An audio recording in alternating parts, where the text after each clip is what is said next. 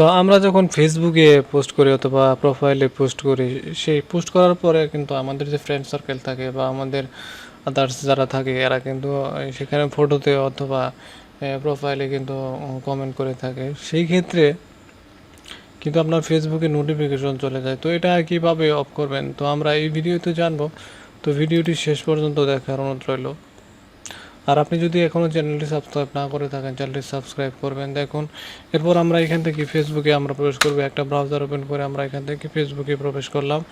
এখান থেকে মেন আইকনে ক্লিক করছি। তো এখান থেকে তারপর সেটিং অ্যান্ড প্রাইভেসি ক্লিক করছে এবং সেটিংসে ক্লিক করলাম।